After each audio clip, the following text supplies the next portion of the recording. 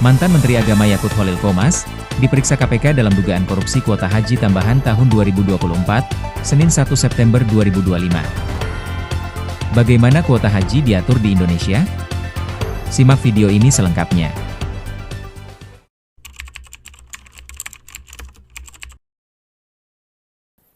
Kuota haji Indonesia itu terbagi ke dalam dua jenis.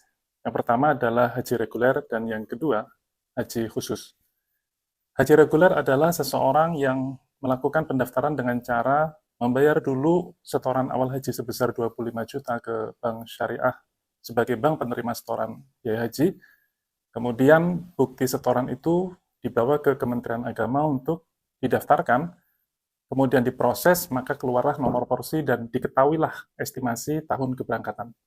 Sedangkan untuk haji khusus, seorang calon jamaah, dia mendaftar ke travel haji khusus atau PIHK, penyelenggara ibadah haji khusus, kemudian membayarkan uang muka atau DP sebesar yang telah ditentukan sesuai dengan paket di masing-masing travel, kemudian diproses oleh travel, maka keluarlah nomor porsi, dan setelah itu barulah diketahui nomor porsi dan estimasi tahun keberangkatan.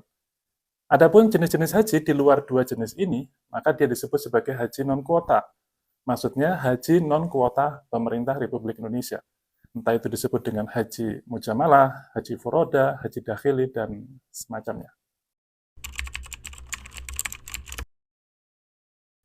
Kuota haji Indonesia tahun 2025 sebesar 221.000 orang, di mana terbagi menjadi haji reguler sebesar 203.000 sekian orang, dan haji khusus sebesar 17.000 sekian orang. Pada tahun 2024, kuota haji Indonesia juga sama, awalnya 221.000, lantas kemudian karena pendekatan dan lobi Presiden Jokowi waktu itu, Arab Saudi memberikan kuota tambahan sebesar 20.000 orang. Lantas oleh Menteri Agama saat itu, dibagilah kuota tambahan 20.000 ini sebesar masing-masing 50-50 atau 50%. Haji reguler mendapatkan 10.000 kuota dan haji khusus mendapatkan 10.000 kuota. Tetapi justru disitulah pangkal masalah sampai kemudian pembagian kuota haji tambahan 2024 menjadi urusan hukum yang saat ini kasusnya tengah disidik oleh Komisi Pemberantasan Korupsi.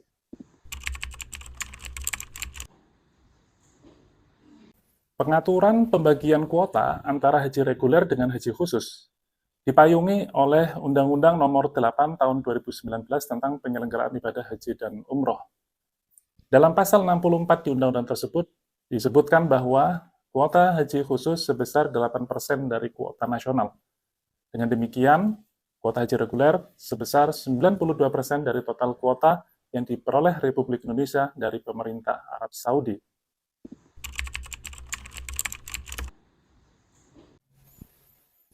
Dalam hal Indonesia mendapatkan kuota haji tambahan seperti yang terjadi di tahun 2024, Pasal 9 ayat 2 Undang-Undang Nomor 8 Tahun 2019 tentang penyelenggaraan ibadah haji dan umroh menyatakan bahwa pembagian kuota haji tambahan akan diatur dalam peraturan menteri.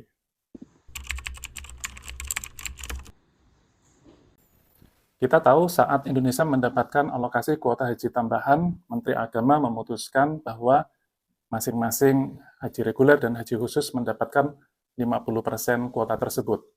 Di satu sisi, undang-undang mengamanahkan haji khusus hanya 8%. Asumsinya, haji reguler mendapatkan 92%. Nah, dalam situasi di mana undang-undang hanya memberikan ketentuan haji khusus 8%, tetapi Menteri Agama mungkin berpedoman pada landasan bahwa dalam kasus kuota tambahan, maka pembagian kuota itu diatur oleh Menteri dan Menteri memutuskan 50%, 50%, sejatinya ada pertanyaan yang akan muncul berikutnya.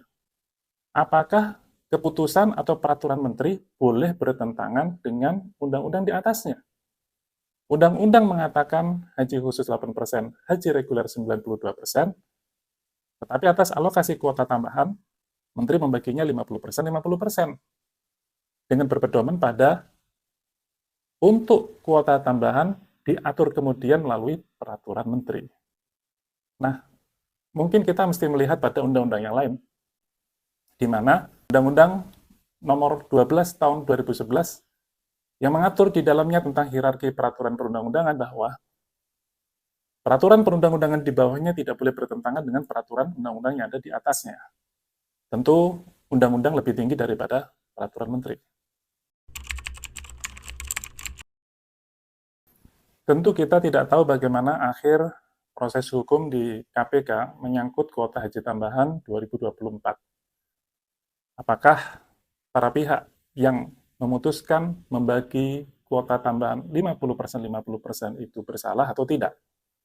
Kita mesti tunggu proses hukum ini agar berjalan terus sampai tuntas, dengan tetap mengedepankan asas praduga tidak bersalah kepada para pihak yang nama-namanya mungkin masuk dalam pusaran kasus ini, sampai nanti ada putusan hukum dari pengadilan yang berkekuatan hukum tetap. Mari kita tunggu bersama.